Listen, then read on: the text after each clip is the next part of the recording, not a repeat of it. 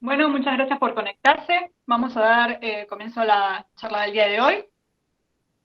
Hoy tenemos como invitado al doctor Fabio Pfeiffer.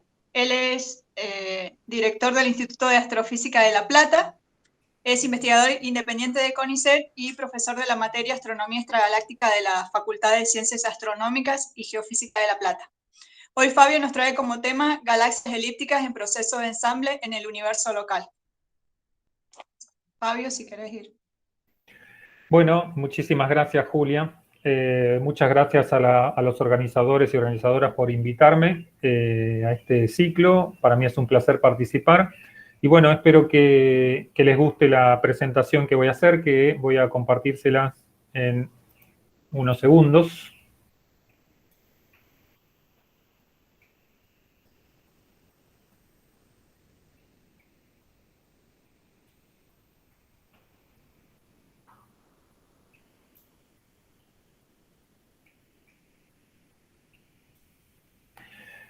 Bueno, ahí deberían estar observando la primera hoja, ¿sí? Bueno, lo que les voy a contar básicamente tiene que ver con un trabajo que estamos desarrollando en el grupo que yo integro aquí en el Instituto de Astrofísica de La Plata, que lo llamamos SEC, como está escrito hacia abajo, y que incluye a varios investigadores, quien les habla, la doctora Analia Smith Castelli, el doctor Carlos Escudero, el doctor Leandro Sesto, la doctora Victoria Reinaldi.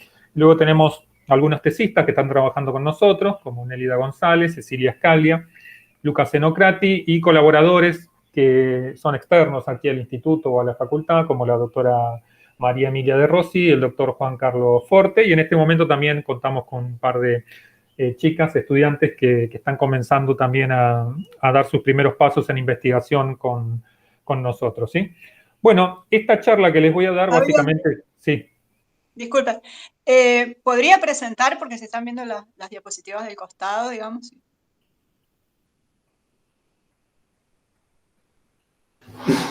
A ver, ¿cómo es decir que estás viendo? Porque lo estaba poniendo en presentación.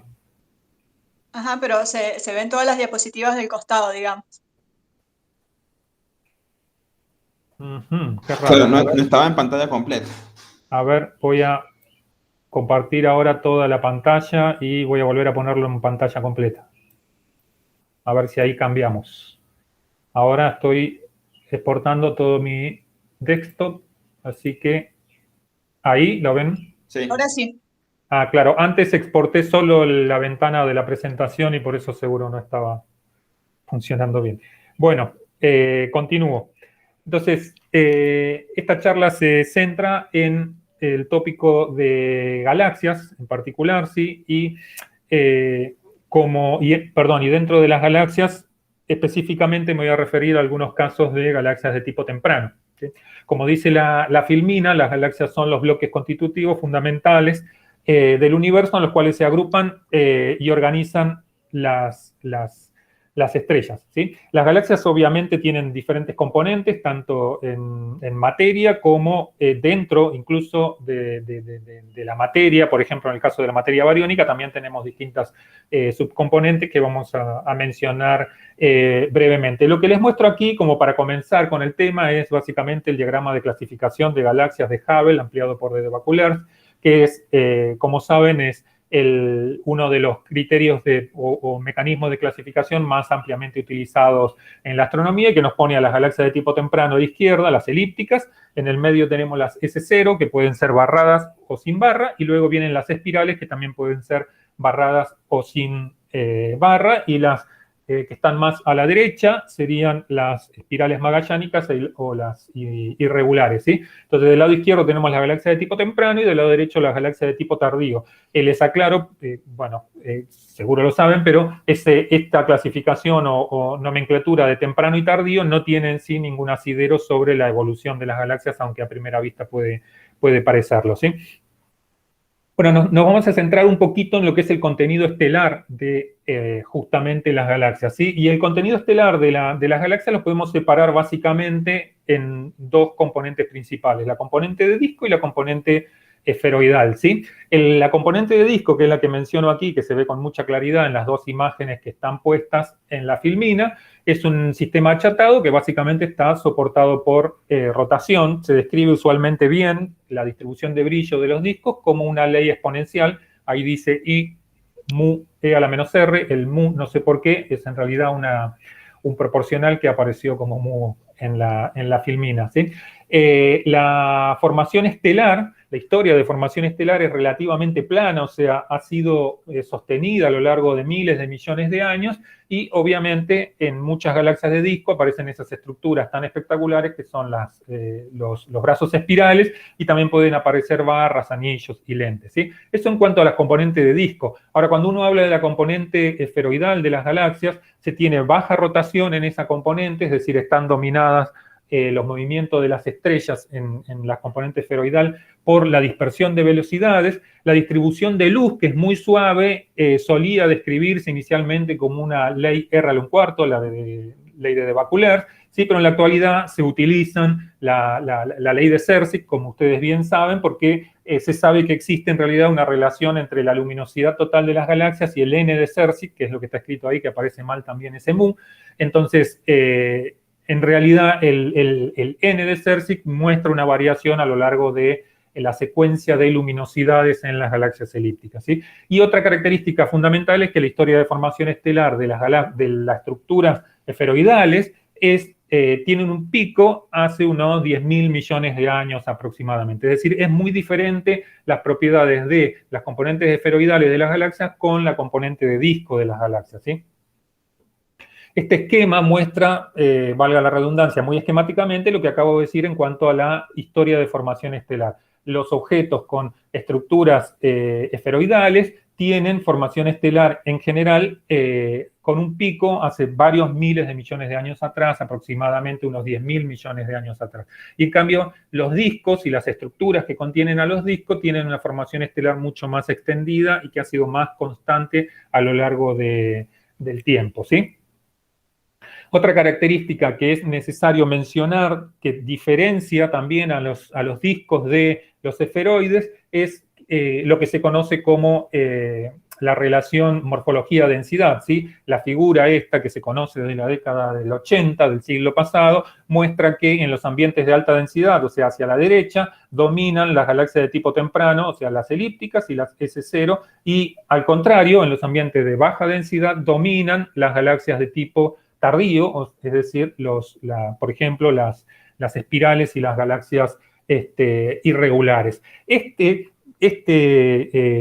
hallazgo en particular de la década del 80 ya disparó o aportó en una dirección que se venía pensando unas décadas antes y que era una idea muy simple, y es que, bueno, este gráfico pareciera estar indicando algo muy obvio, y es que tal vez todas las galaxias que están en ambientes densos y que son de apariencia temprana hoy en día, comenzaron en realidad como objetos de tipo tardío cuando estaban en un ambiente de menor densidad y luego fueron transformados, ¿no? Sobre ese aspecto vamos a volver un poco más adelante, ¿sí? Bueno, otro aspecto que diferencia muchísimo a las elípticas y a las galaxias de tipo temprano en general de las galaxias de tipo tardío es el contenido de gas. El contenido de gas frío y polvo. En general, en las galaxias de tipo temprano, el contenido de gas y polvo es nulo o muy pobre, muy bajo, ¿sí? Mientras que hacia la derecha, en el diagrama de clasificación de Hubble, las galaxias van teniendo un porcentaje de gas frío mucho más alto. De hecho, se pueden llegar a valores del 10% de la masa total de la galaxia, ¿sí? Sin embargo, contrario a eso, las galaxias de tipo temprano pueden tener una componente de gas caliente muy significativa y que involucre un buen porcentaje de la masa bariónica de la galaxia. Cuando digo gas caliente no me estoy refiriendo a gas ionizado a 10.000 grados Kelvin, sino gas a millones de grados Kelvin, que ahora vamos a ver algunas filminas, ¿sí? Bueno, como ya dije, las galaxias de tipo temprano muestran baja o nula formación estelar, mientras que por el contrario, las de tipo tardío, primero, no tienen esta presencia de gas caliente tan significativa y tienen por el contrario, sí, tasas de formación estelar significativas. Bueno, entonces, en cuanto al contenido, ahora dentro, si pensamos de una estructura de disco, una estructura de esferoide en una galaxia, que puede ser solo un disco, que puede ser un esferoide. Tenemos entonces las estrellas, el gas y el polvo en sus distintas fases, y obviamente tenemos también la materia oscura, que se sabe que está ahí, aunque no sepamos todavía qué es, desde la década del 30 del siglo pasado, ¿sí? Pero yendo a la presencia de gas, que es algo que diferencia muchísimo a las galaxias de tipo temprano, ustedes seguro han visto imágenes de hidrógeno neutro o gas molecular en galaxias de disco. No voy a mostrar eso, sino que estas figuras justamente muestran galaxias elípticas. Muestran el gas en galaxias elípticas, pero el gas visto a través de rayos X. ¿Sí? Las galaxias elípticas, sobre todo las masivas, tienen una fuerte emisión de rayos X porque están embebidos en un halo, justamente como les mencioné hace un rato, de gas a muy alta temperatura, a varios millones de grados Kelvin. Entonces, cuando uno observa en rayos X de las galaxias de tipo temprano, suele recibir emisión en rayos X que puede tener distintos orígenes. Por un lado está el gas caliente que les acabo de mencionar, por otro lado están las binarias de baja masa emisoras en rayos X, que también están presentes en las galaxias de disco, obviamente, y la presencia de agujeros negros, es decir, me refiero en ese caso a la presencia también de AGNs. Esas tres componentes son las que aportan a la emisión que uno observa en el caso de las galaxias, y en particular, vuelvo a repetir, el de las galaxias elíptica masiva se caracterizaría por la presencia de ese halo de gas caliente que les acabo de mencionar, ¿sí? El polvo, que si hay polvo, hay gas frío. En el caso de las galaxias elípticas, si bien yo dije que no es esperable que tengan una cantidad significativa de gas, la realidad es que con la mejora de las capacidades observacionales, nosotros pudimos detectar presencia de polvo en un buen número de galaxias elípticas que, por ejemplo, aquí hay un caso, NGC 474, esto es un pequeño recorte de una imagen del telescopio espacial, donde se puede ver a la derecha, ¿sí?, lo que hay en el centro de esta galaxia cuando uno resta la componente difusa de esta galaxia elíptica. Y lo que se ve son manchas oscuras, que básicamente es polvo en el interior de la galaxia. Usualmente el polvo en las galaxias de tipo temprano está acompañado de otras estructuras, ¿sí? Por ejemplo, lo que se ve a la izquierda, que son estructuras de shells. Las estructuras de shell, que son básicamente estructuras que se forman por la distribución en el espacio de las fases de las estrellas de la galaxia, es decir, no es gas acumulado, sino que son estrellas, ¿sí? Se cree que se forman por la creación de pequeños satélites. Un ejemplo más impresionante puede ser el NGC 1316, Fornax-A, donde se puede ver una cantidad muy significativa de polvo y de estructuras que claramente muestran que esta es una galaxia que está sufriendo un episodio muy violento. Entonces, en el caso de las galaxias de tipo temprano, cuando uno observa polvo, también puede observar gas frío o gas tibio, gas ionizado, ¿sí? Pero que en esos casos, incluso el gas frío o el gas ionizado suele mostrar características cinemáticas distintas a la de la componente estelar de la galaxia. Entonces, todo eso señala que efectivamente las galaxias elípticas pueden, y las de tipo temprano en general, pueden contener algo de gas y polvo, pero en general es bastante claro que ese contenido de gas y de polvo frío o tibio estaría asociado a la acreción de alguna estructura, de algún objeto, de alguna nube de gas. Es decir, sería algo que cae hacia la galaxia que de otra manera no tendría esa componente, ¿sí? Bien, como último aspecto para mencionar que separan un poco las características de las galaxias de tipo temprano es el tema de la cinemática interna, ¿sí? Se sabe ya desde hace unos cuantos años que las galaxias de tipo temprano se pueden separar en rotadores lentos y rotadores rápidos a través de este parámetro que es el momento angular específico que está puesto ahí, que fue introducido en el año 2007. Desde ese entonces sabemos que las galaxias de baja masa o masa intermedia son rotadores rápidos, ¿sí? Es decir, son sistemas con velocidades regulares, sistemas oblados y que en general son achatados. Por el contrario, las galaxias de tipo temprano masivas, que están en ambientes más densos, son rotadores lentos, ¿sí? No tienen evidencia de estructuras de disco embebidas y son usualmente pensados como objetos triaxiales, es decir, no son sistemas oblados, ¿sí? Todo esto que acabo de mencionar simplemente era para introducir la idea de que algo que parece tan simple como son las galaxias elípticas y que uno las ve todas suavecitas y con cosas que uno podría pensar aburridas, en realidad tienen una enorme variedad de parámetros y de variedades que hacen que sean efectivamente un objeto que sean objetos muy interesantes de estudio en la astrofísica y que planteen todavía desafíos muy importantes a resolver, ¿sí? Entonces, ahora nos preguntamos cómo creemos que se forman las galaxias. Yo no voy a entrar en grandes detalles en la charla sobre la formación de galaxias porque eso requeriría mucho más tiempo y otra charla. Solamente vamos a dar algunas ideas muy básicas sin entrar en mayores detalles en ese sentido, ¿sí? Una galaxia como, por ejemplo, la Vía Láctea se podría haber formado perfectamente como muestra este pequeño esquema que tomé de Chiappino del año 2001, ¿sí? Que comienza con una etapa de colapso de una gran nube de gas, tal cual como planteó ya hace más de 60 años Huygens, Leidenbeld y Sandage. Luego de la formación de esa estructura esferoidal por el colapso de la nube, seguiría una etapa en la cual comienza a formarse la estructura de disco desde la zona interna de la galaxia hacia afuera a través del gas que va ganando, ¿sí? Por la acreción de nubes de gas que han formado ya algunas estrellas, han procesado parte de ese gas, y entonces el gas que pasa a conformar el disco de una galaxia de disco en general es material que ya se cree está reprocesado y que va a continuar procesándose en el disco, ¿sí? Obviamente, como les digo, esto es una imagen súper simplificada, esto es muy esquemático, pero es un esquema que todavía permite idealizar bastante bien cómo se cree que se formó un objeto como la Vía Láctea. Obviamente hay unas cuestiones que hoy en día se saben que hay que incluirlas, como por ejemplo en este esquema, el disco básicamente es una estructura nueva que se forma con material reprocesado que va generando nuevas estrellas. Pero ya con los estudios de Gaia de estos últimos años se sabe que dentro del disco de la Vía Láctea hay estructuras que claramente indican que son objetos de baja metalicidad, probablemente acretados y que fueron a parar al disco en las etapas más tempranas de la formación de nuestra galaxia. Es decir, a este esquema hay que agregarle algunos condimentos para tener una imagen obviamente más completa de la formación. Bueno, ¿y qué pasa con las galaxias elípticas, y en particular con las galaxias elípticas masivas?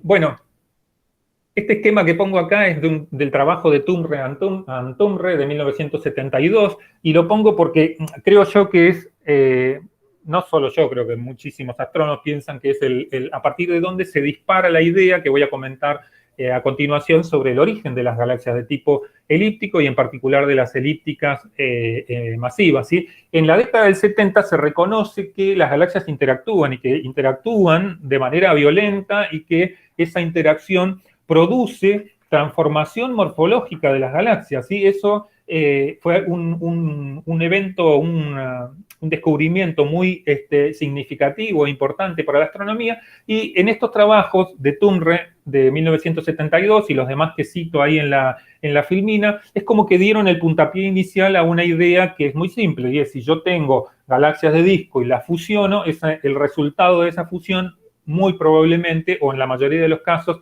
tiene apariencia de tipo temprano, y entonces dispara la idea de que, tal cual como mencioné en el caso del diagrama de la relación morfología-densidad, dispara la idea de que las galaxias de tipo temprano se formarían por la fusión o coalescencia de galaxias de disco, ¿sí? Entonces se hicieron muchísimos modelos y se postuló que para tener una galaxia elíptica masiva yo puedo tomar dos galaxias de disco iguales o parecidas, la fusiono y termino teniendo una galaxia elíptica. Obviamente los primeros modelos en esta dirección solo incluían no incluían gases, es decir, no eran simulaciones hidrodinámicas, y se encontró con el problema de que en realidad la fusión de este tipo de objeto termina formando en general estructuras de tipo temprano, pero por conservación del momento angular, básicamente siempre resultaban ser objetos más bien achatados y con una rotación muy significativa, lo cual es muy distinto a lo que yo les comenté sobre las propiedades de las galaxias elípticas, sobre todo las galaxias masivas, ¿sí? Posteriormente se incluyó el gas en las simulaciones y eso ayudó muchísimo, y hoy en día se sabe que sí, efectivamente, la fusión de estructuras de disco con presencia de gas, dependiendo de cómo se da esa fusión, puede terminar en estructuras que son muy similares a las galaxias que hoy vemos en el universo local como galaxias de tipo temprano. Ahora, quedan algunos problemas para resolver, ¿sí? Y que en realidad se plantearon hace bastante tiempo ya, ¿sí? Cuando uno piensa en la fusión de galaxias, ve y se imagina estas figuras, donde puede ver que la fusión de galaxias de disco con presencia de gas, bueno, va a generar la formación de torques, la disipación de energía, la disipación de momento angular, la caída de material hacia el centro de las galaxias, la formación de enanas tidales, un montón de cosas que son increíbles y notablemente llamativas, y que va a transformar morfológicamente a las galaxias y también va a producir una huella detectable sobre las poblaciones estelares que conforman a estas galaxias, ¿no? Lo cual es importante. Bien, problema. Bueno, los problemas que tienen estas ideas sobre la formación de las galaxias elípticas son muy básicos, y básicamente, valga la redundancia, es que hoy en día, a diferencia de unos 20 años atrás, sabemos que las fusiones mayores en el universo no fueron tan comunes realmente, ¿sí? Y que resultan dentro del presupuesto o el conteo de estrellas en el universo, no representan realmente un mecanismo que haya aportado de manera mucho más significativa que otros, como por ejemplo incluso puede ser la evolución secular de las propias galaxias, al contenido estelar de las galaxias, ¿sí? Entonces, en el caso particular de las galaxias elípticas masivas, se cree que efectivamente las fusiones mayores juegan un rol muy significativo, pero sin embargo, esa idealización de que si yo veo una galaxia elíptica, me puedo imaginar simplemente que eso en el pasado fueron, o en sus primeras etapas, fueron dos galaxias de disco que se fusionaron, no es tan simple, y como les decía, se señaló ya desde hace muchísimo tiempo. De hecho, hay un trabajo de Stricker de 1980 que plantea varias de las objeciones, algunas de las cuales han sido superadas a lo largo del tiempo y otras todavía se mantienen, ¿sí? Bueno, y básicamente que, digamos, si uno tuviese que decir cuáles son algunas de las objeciones más simples de entender, bueno, el hecho es que si yo tuviese, por ejemplo, hoy que formar una galaxia elíptica típica fusionando galaxias tipo Vía Láctea, efectivamente yo voy a poder formar una galaxia de apariencia temprana con características morfológicas de una galaxia elíptica, pero con propiedades tanto cinemáticas como de poblaciones estelares que no van a ser similares a la de una galaxia elíptica, ¿sí? Por otro lado, también se sabe que si uno no se queda en el presente y con las galaxias que observamos hoy en día, sino que vamos al pasado, a zetas más altos, podemos ver que todas las galaxias de tipo temprano y las galaxias de disco tenían estructuras más pequeñas, eran menos extendidas espacialmente en el pasado y no eran exactamente iguales a las que vemos hoy en día en nuestro universo local. Pero aún así, el problema de que la fusión de galaxias de disco termina en una de tipo temprano, pero esa galaxia de tipo temprano, primero, no va a ser tan masiva como las galaxias de elíptica masiva que uno observa a Z2 o 3 o incluso algunas un poco más atrás, no va a ser tan rica en metales, no va a tener las propiedades químicas de esas galaxias, ¿sí? Y entonces fallan varias cosas. Bueno, por ejemplo, esto es de un trabajo fundacional del tema de Thomas del año 2010, ¿sí? Donde muestra la relación entre el corchete alfa sobre hierro para galaxias elípticas tomados del relevamiento de Sloan. Son algo menos de 4.000 galaxias de tipo temprano que fueron analizadas por el autor, ¿sí? Se puede ver que las galaxias de tipo temprano muestran una correlación entre el valor alfa sobre hierro y la dispersión de velocidades, que es un trazador de la masa de la galaxia en este tipo de galaxias, ¿sí? Bastante clara y obvia, pero lo más importante es el valor de alfa sobre hierro. Alfa sobre hierro es el corchete que nos indica cuál es la abundancia de elementos alfa con respecto al hierro. Los elementos alfa son producidos básicamente por supernovas de colapso de núcleo, las supernovas tipo 2. Entonces, si yo quiero que una población estelar tenga un valor de corchete alfa sobre hierro por encima del solar, que el solar sería 0, como ustedes saben, yo necesito que el material a partir del cual se forma esa población estelar no esté contaminado más que por supernovas de tipo 2, que son los que producen estos elementos alfa. Los elementos alfa se forman a partir del carbono agregando partículas alfa al núcleo, ¿sí? Carbono, oxígeno, neón, magnesio, todos esos elementos son elementos alfa, ¿sí?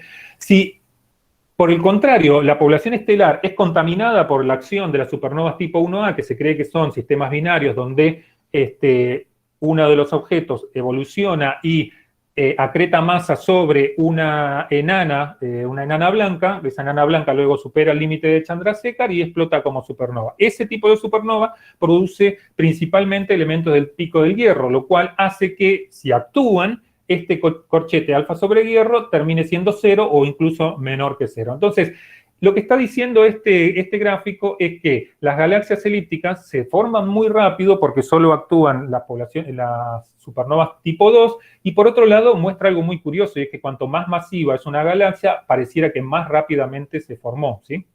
Pasamos al siguiente gráfico, que es otro que también es muy, muy conocido, y esto es simplemente un ejemplo. Hay muchísimos otros gráficos que muestran este tipo de cosas, y es el de la relación entre la masa, que estaría en el eje X, como trazada a través de la dispersión de velocidades, y la metalicidad, es decir, es la relación masa-metalicidad, que también claramente las galaxias de tipo temprano muestran que cuanto más masiva una galaxia, más metálico es el contenido de su población estelar. Y por último, entonces le muestro este gráfico que trata de dar una idea un poco más realista de la forma en que hoy creemos se ensambla una galaxia elíptica. Esto sería la visión que yo conté al principio, ¿sí? Es decir, yo tengo dos discos, se fusionan y terminan formando un objeto de tipo temprano, ¿sí?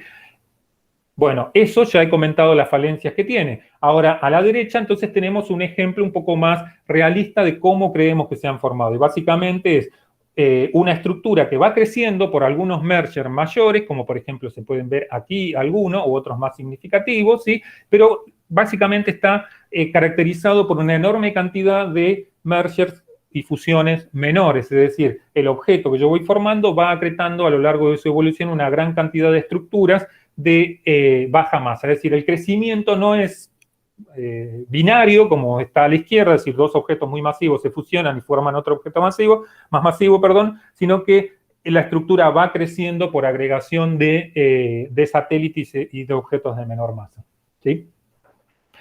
En el caso particular de las elípticas más masivas y yendo a una visión todavía un poco más moderna que se planteó hace algunos años y está en desarrollo y en estudio, es lo que se conoce como el proceso de formación en dos fases, que tiene su origen en un trabajo de Oser allá por el año 2010, ¿sí? Y que plantea que primero se forma una estructura relativamente compacta, no muy extendida, de alto contenido de metales, con una formación muy rápida, de manera tal que termina con el corchete alfa sobre hierro mayor que cero, pasa toda la etapa típica de la evolución de las galaxias y luego a zetas un poco más bajos, ¿sí? Básicamente acreta una gran cantidad de pequeños satélites, pero lo importante y muy diferente a todo lo que acabábamos de ver es que hoy en día se cree que toda esa acreción de material que hace que la galaxia aumente su masa de manera significativa y crezca en tamaño de manera significativa para terminar siendo una elíptica masiva, implica básicamente acreción de estrellas y de cúmulos que ya están formados fuera de la galaxia en sí misma. Es decir, este esquema de formación no incluye la formación de nuevas estrellas y nuevos cúmulos durante el proceso de ensamble de la galaxia, ¿sí?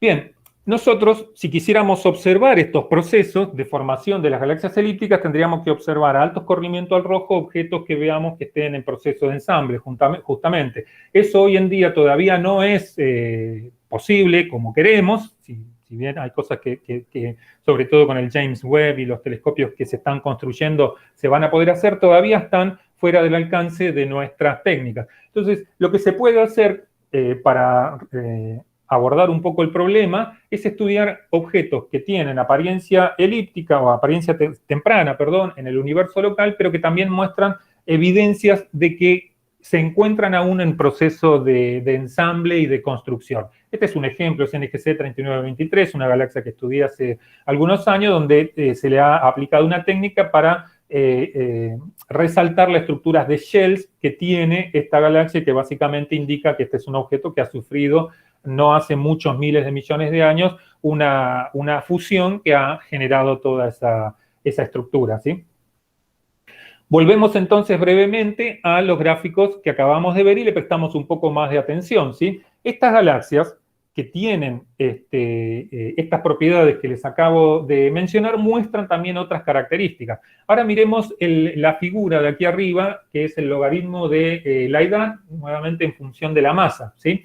Y lo que se puede ver es que los objetos de tipo temprano, incluidos en esta muestra de Thomas, básicamente son objetos muy antiguos, como se ve aquí, con muchísimos objetos de edades del orden de los 10.000 millones de años. Pero también existe esta cola aquí abajo de objetos que tienen edades mucho menores, por debajo de los 2,5 gigaaños, o sea, 2.500 millones de años, y lo que se puede ver es que cuando se separa la muestra entre objetos en ambientes muy densos, como son los cúmulos, o objetos en ambientes poco densos, como son los grupos y el campo, se puede ver que estos objetos con poblaciones estelares, con edades medias bajas, dominan o son mucho más importantes en los ambientes de baja densidad, ¿sí? Si miramos el corchete alfa sobre hierro, también vemos que hay un comportamiento característico, y es los objetos que tienen edades bajas, ¿sí? Y que están en ambientes relativamente de baja densidad, también muestran un corchete alfa sobre hierro que tiende a ser menor que cero, ¿sí? Recuerden que alfa sobre hierro, 0 o menor que 0, implican que ha habido un proceso largo de enriquecimiento del medio durante el proceso de formación de la población estelar, ¿sí? En cambio, cuando uno mira en ambientes de alta densidad, puede ver que la relación no se diferencia, o la presencia de estos objetos no muestra una diferencia significativa con el grueso de la población de galaxias en cúmulos, ¿sí? Y nuevamente aquí el tema de la metalicidad, Z sobre H en función de la masa. Se puede ver que no parece haber una diferencia muy significativa. Sin embargo, en los ambientes de baja densidad, ¿sí? Se puede observar que las galaxias que tienen poblaciones estelares con edades bajas, las galaxias de tipo temprano con poblaciones estelares con edades bajas, muestran por lo menos una diferencia de 0,1 dex en metalicidad, es decir, tienden a ser por lo menos un 0,1 dex más metálico que el resto de las galaxias de la muestra, lo cual nuevamente iría en acuerdo con lo que acabo de mencionar sobre el corchete alfa sobre hierro, es decir, indicaría que estas galaxias han formado estrellas recientemente en base a material ya preprocesado por algún otro mecanismo o proceso, ¿sí? Bueno, ¿qué estamos haciendo nosotros en nuestro grupo? Nosotros estamos iniciando un proceso para estudiar galaxias que presentan esta característica que yo acabo de indicarle. En este momento estamos trabajando en particular con estas 4 que menciono aquí. No les voy a hablar de las 4, les voy a hablar básicamente de estas 2 de la derecha, M85 y NGC 1700, y un poco de NGC 1316 por NAXA. ¿Y qué es lo que nosotros queremos ver? Lo que queremos ver es determinar las propiedades en detalle de estas galaxias para poder compararlas con las galaxias de tipo temprano típicas, ensambladas hace muchos miles de millones de años, para ver si estas galaxias que están terminando de ensamblarse hoy en día van a ser realmente en algún momento, por ejemplo, elípticas o S0 típicas. En este caso van a ser, estamos hablando de elíptica. Les adelanto que esto es un trabajo en proceso y que la respuesta a esa pregunta disyuntiva no va a estar en el trabajo todavía. Espero que en algún momento logremos llegar a eso. ¿Sí? Entonces, me voy a ocupar básicamente de estas 2 galaxias brevemente en los minutos que siguen.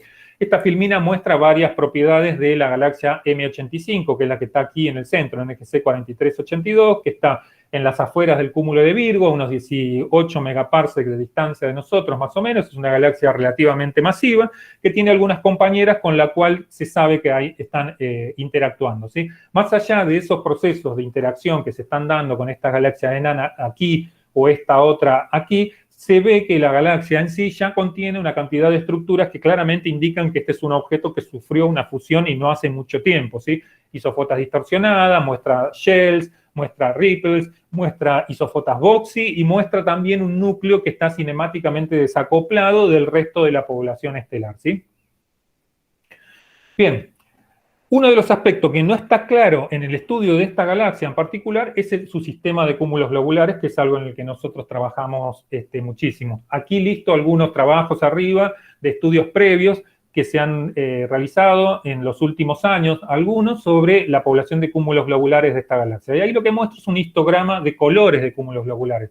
El color G-Z y el número, ¿sí? Es decir, cuántos cúmulos globulares por intervalo de color yo tengo, ¿sí? No dice mucho, para una persona que trabaja en cúmulos globulares sí dice algo muy obvio y que este sistema no es bimodal como se observa en otras, o en la mayoría de las galaxias de tipo elíptico, que son tranquilas o pasivas, digamos, ¿no? Eso lo podemos ver cuando lo comparamos justamente con otras galaxias. Aquí puse de los trabajos de Penn y de Jordan, de hace unos años atrás, dos galaxias más que también hemos estudiado. M60 por un lado, 4649, que es la que está en rojo, y la que está en azul, 4526. M60 es una galaxia elíptica masiva y 4526 es una S0. Y en negro está nuevamente M85. Entonces ahora sí se puede ver con claridad que su distribución de colores no es muy típica, digamos, ¿sí? Fíjense que aquí podemos discernir, a ver si, no lo dejé. Aquí podemos discernir el pico, que usualmente llamamos de cúmulos globulares azules, que son los objetos más azules, el pico rojo, ¿sí? Y en el caso de M60 también vemos claramente un grupo de objetos que llamamos los cúmulos azules y este otro grupo de objetos aquí que llamamos los cúmulos rojos. En el caso de M85 no se ve eso y de hecho hay un pequeño chichón acá en el medio que parece indicar que hay muchos objetos con colores intermedios, ¿sí? Bien, ¿qué hicimos nosotros? Bueno, tomamos datos de GMOS en Gemini, básicamente datos fotométricos en las bandas GR y Z, tomamos los datos del ACS, que es el campo que está en rojo. En los campos de GMOS tomamos espectroscopía multiobjeto con la red B600 y también de la literatura un espectro long slit también de Gemini con la red B1200, que es la línea que está en verde. Eso es lo que incluimos en este estudio. Lo primero que hicimos fue tratar de determinar efectivamente cuántas poblaciones de cúmulos globulares tiene esta galaxia. Lo típico de una galaxia elíptica pasiva es que tenga dos grandes poblaciones, los azules y los rojos.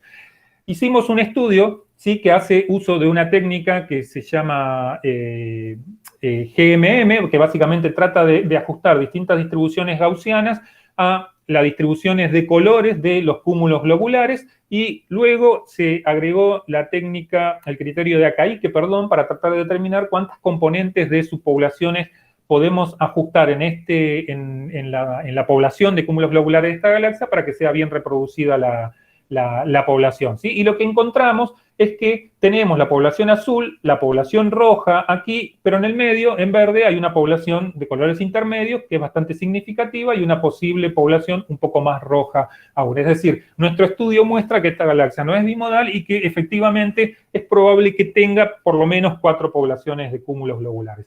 La siguiente figura muestra que las poblaciones de cúmulos globulares, sobre todo esta, la que está en verde aquí, muestra una distribución espacial bastante atípica y es que parece estar como acumulada en determinados rangos galactocéntricos, que se puede ver en esta figura de la izquierda. Eso uno lo podría interpretar como la evidencia de que esa es una estructura de cúmulos globulares que se ha formado por algún proceso, tal vez, por ejemplo, vinculado a la fusión que claramente sufrió esta galaxia no hace muchísimo tiempo. Bien, hicimos el trabajo con los datos espectroscópicos y determinamos edades y metalicidades. En esta figura de la izquierda se muestra la distribución espacial de los cúmulos de los cuales determinamos esos parámetros. Y en la derecha el diagrama color-magnitud de los objetos justamente que se pudieron medir y están codificados con las edades de los cúmulos. Y fíjense que los cúmulos típicos serían los más azules o más rojos en este esquema de codificación. Y los verdes son los más jóvenes. Entonces, claramente lo que estamos viendo y confirmando, algo que ya habían identificado otros autores, y es que esta galaxia presenta una población de cúmulos globulares jóvenes, muy diferente a lo que ocurre con las elípticas típicas, ¿sí? Determinamos entonces la metalicidad y la edad y podemos hacer este gráfico. El punto negro es el núcleo de esta galaxia. Fíjense que muestra una edad muy baja el núcleo de esta galaxia, una metalicidad muy alta. Presenta una población de cúmulos globulares relativamente jóvenes, de menos de 5.000 millones de años de edad y relativamente rica en metales. Y luego tiene la población de cúmulos globulares más típica de las galaxias elípticas que se desparraman hacia edades mucho mayores, como se puede ver aquí. Un aspecto muy interesante para determinar de los cúmulos globulares es la determinación del corchete alfa sobre hierro que ya mencionamos antes. Es extremadamente difícil, es muy ruidoso, no es algo simple de hacer, pero es información extremadamente útil. Y lo que se puede ver aquí es que los cúmulos de esta galaxia, los que pudimos medir nosotros, los cúmulos que son más viejos, parecen mostrar acuerdo con lo que ocurre en la Vía Láctea, que es que ese valor de alfa sobre hierro en la Vía Láctea es del orden de 0,3, ¿sí?, de los cúmulos globulares, todo este bodoque de objetos que están aquí. Pero por otro lado, más allá del ruido de las medidas, se puede ver que los objetos más jóvenes parecieran desencajar. De hecho, los más jóvenes tienden a tener valores que se van aproximando a cero. Es decir, eso está indicando que el gas a partir del cual se formaron estos objetos debió haber sido ya reprocesado previamente por algún otro evento, ¿no? Acá lo que hago es comparar esta galaxia con NGC 1316. La galaxia en la figura de la izquierda, la galaxia M85, es lo que está en rojo. Y la que está en azul es otra de las que yo les mencioné que estamos estudiando, NGC 1316. Se puede ver que hay mucha similitud entre NGC 1316 y M85, y en el sentido de que muestran una población significativa de cúmulos globulares de edades bajas y relativamente ricos en metales. Después están incluidos M87 y M60, que son elípticas más masivas, que muestran un comportamiento mucho más típico, es decir, objetos dentro de un rango amplio de metalicidades y relativamente viejos.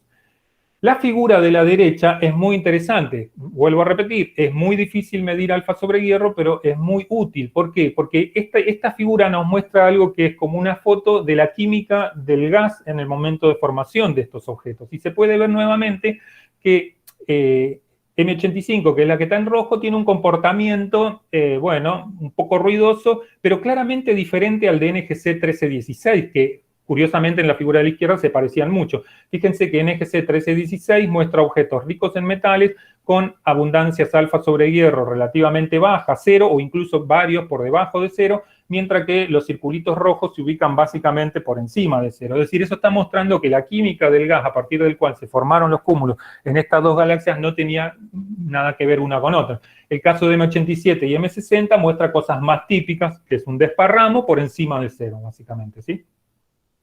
¿Qué pasa con el núcleo de M85? Bueno, el núcleo de M85 sabemos que tiene un núcleo cinemáticamente desacoplado, que se ve aquí y que nosotros podemos identificar en base a los espectros long slit que hemos podido estudiar, ¿sí? Bien, tenemos el estudio de la edad del núcleo de la galaxia, ¿sí? En función de la distancia, que está arriba a la derecha, se puede ver que el núcleo de la zona más interna es una población relativamente joven y luego la edad aumenta. Abajo de ese gráfico tenemos la metalicidad, donde muestra que la zona más interna de M85 es relativamente rica en metales, aunque no tanto, ¿sí? Y bueno, lo que está al costado, a la izquierda, es la dispersión de velocidades. El corchete alfa sobre hierro da por encima de cero, como ya dio en las figuras anteriores, ¿sí? Pero también llama la atención de que en realidad no es tan alto como uno esperaría para una galaxia elíptica masiva. ¿Sí? Nosotros fuimos más lejos y tomamos estos espectros de la zona interna de la galaxia y le aplicamos la técnica del ajuste espectral completo a través del PPXF. ¿Sí? Esa técnica nos permite, que es muy similar al Starlight, ¿sí?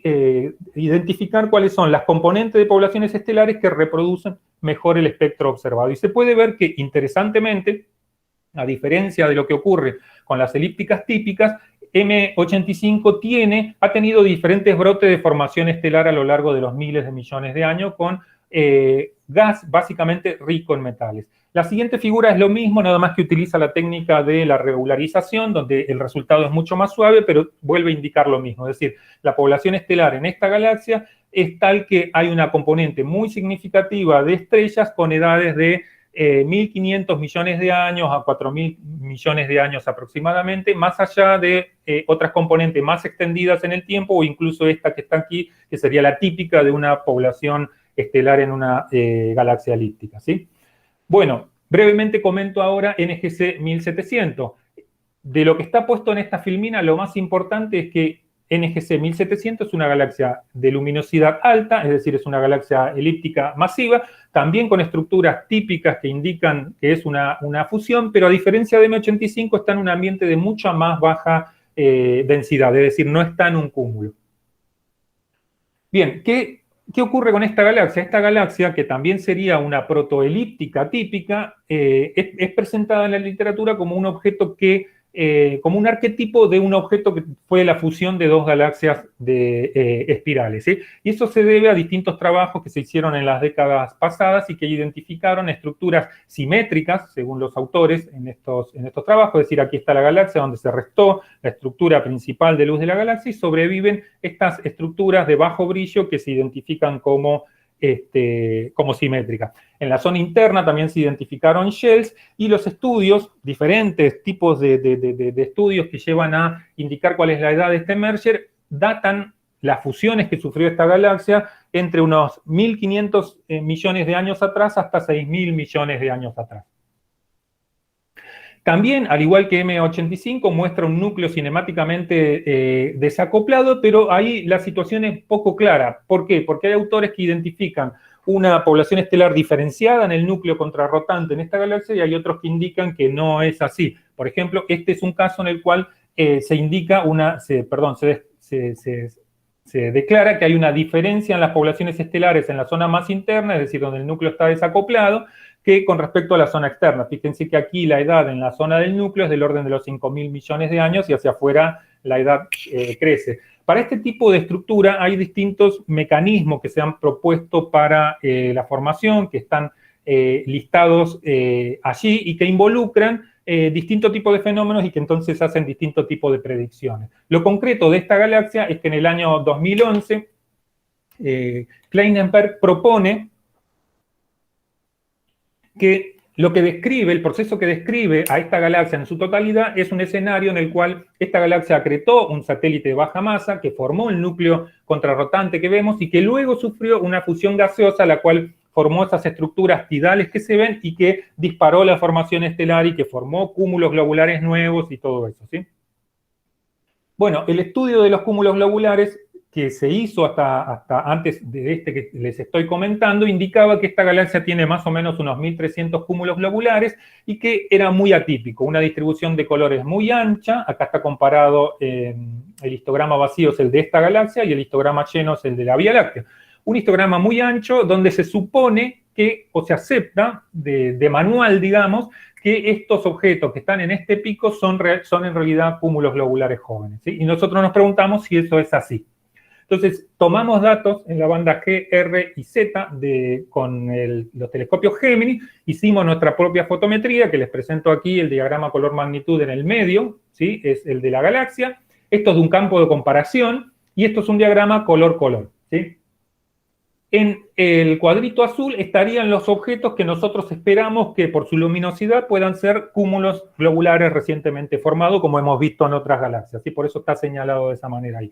Lo curioso es que nuestro estudio muestra, como indica aquí abajo, a la derecha, es que tenemos del orden de 380 candidatos, cuando, por ejemplo, estos trabajos previos indicaban que esta galaxia tenía unos 1.300 cúmulos globulares aproximadamente. Entonces, eso es algo que nos llamó la atención. Bueno, estudiamos la distribución de colores y lo que encontramos es que la distribución de colores de la población total, que es lo que está a la izquierda, es bastante compleja, aunque parece estar dominado por una población azul. Ahora, curiosamente, cuando nosotros nos quedamos con la mitad más brillante de los cúmulos globulares de esta galaxia, es clarísima la presencia de bimodalidad, como sería de esperar en el caso de una galaxia elíptica o S0 típica de esta luminosidad, que son la flechita azul y la flechita roja. De hecho, si uno mira la posición de estos picos, está en muy buen acuerdo con lo que uno esperaría, de acuerdo a relaciones que ya se conocen desde hace años entre la posición de los picos y las luminosidades de la galaxia. Es decir, en este sentido, esta galaxia, contrario a lo que indican los autores anteriores, parece completamente normal. Sin embargo, lo que no llamó la atención antes y que ahora sí llama la atención es que es un sistema de cúmulos globulares muy pobre para la luminosidad de la galaxia. Estudiamos también la distribución de las estructuras de bajo brillo de esta galaxia y encontramos también cosas diferentes a los autores anteriores. Por un lado, recuperamos cáscaras que se pueden ver en las dos figuras, que si a alguien le interesa puedo comentarle después qué técnica se ha aplicado, pero se ven estructuras de cáscaras que ya se conocían y que están señalados en rojo, y las estructuras tidales que están señalados con flechitas aquí y que se pueden ver aquí.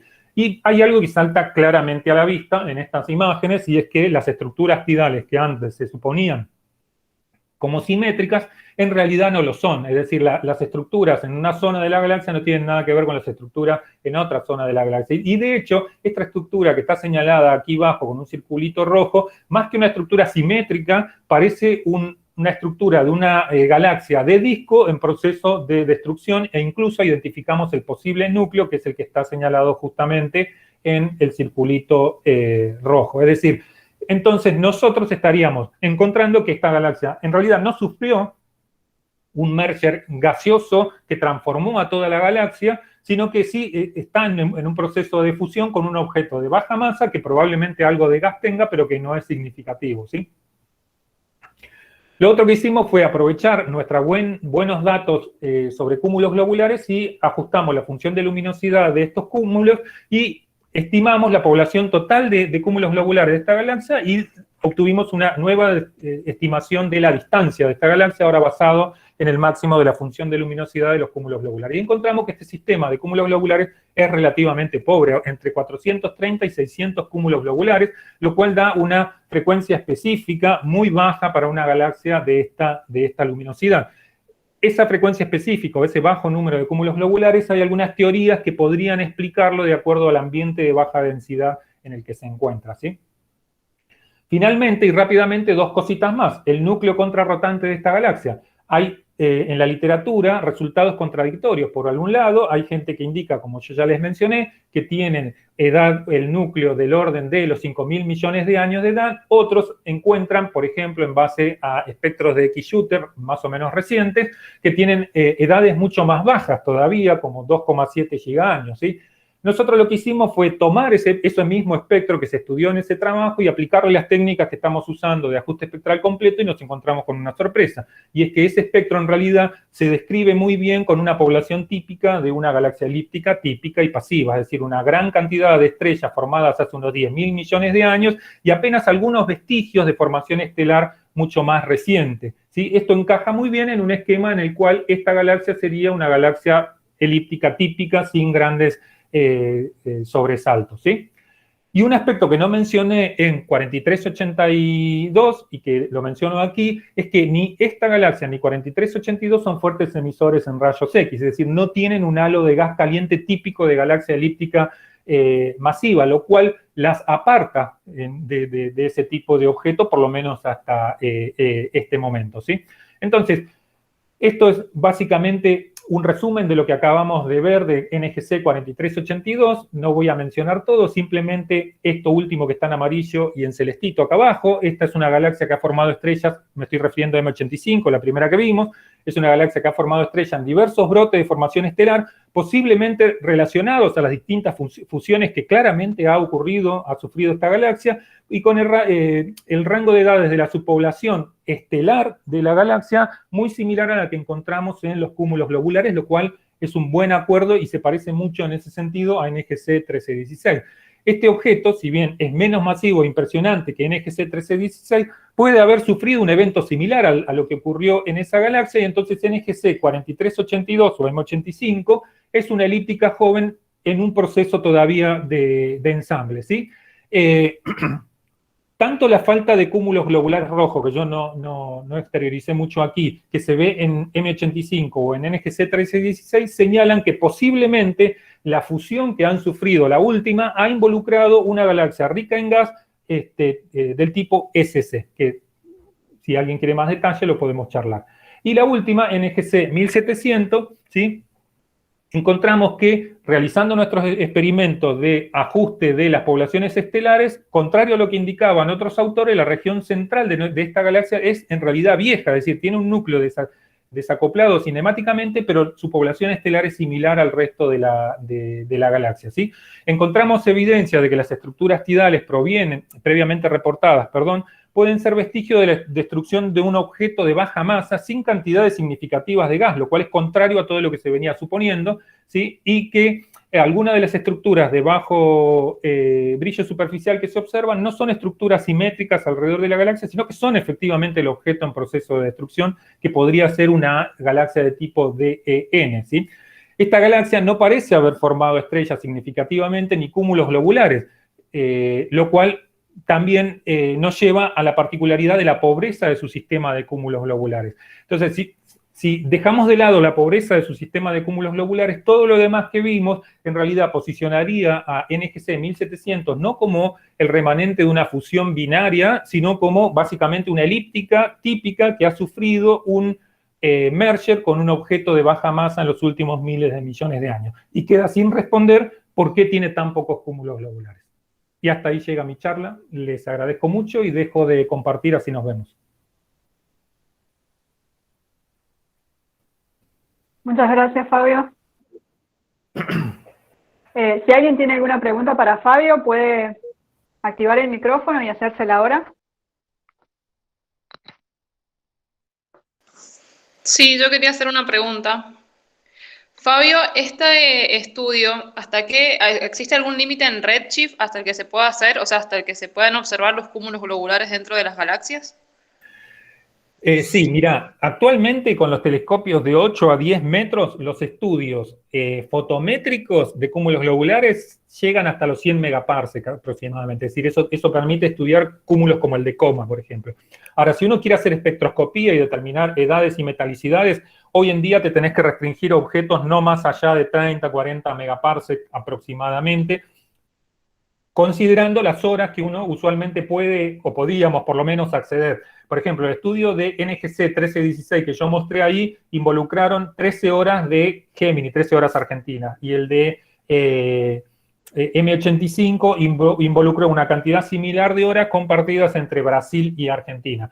Entonces, es esa la limitación. Para las horas de telescopios que hoy disponemos, nos tenemos que restringir a objetos relativamente de la vecindad del grupo local. Si contáramos con mucho más tiempo y cuando aparezcan los telescopios todavía mucho más grandes, esto se va a poder extender, evidentemente.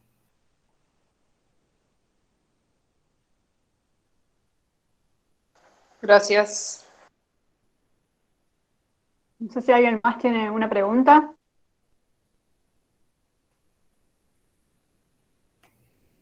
Bueno, comento de lo que dijo Noelia, creo que fue. Otra cosa es la puesta en órbita del telescopio James Webb. Esto va a permitir, se cree, observar cúmulos en formación, por lo menos de manera fotométrica, ¿sí? Cúmulos y galaxias a muy altos corrimientos al rojo. Bueno, si nadie más tiene una pregunta. Fabio, muchas gracias. Bueno. La verdad que es muy interesante y muy claro. Muy claro. Bueno, me alegro que les haya gustado. Si a alguno le quedó alguna pregunta o algo, o no se animó ahora, o quiere preguntar algo en privado después, me puede escribir un mail. Bueno, si podés poner ahí el mail en el chat. Ah, bueno, sí, ahí pongo mi mail.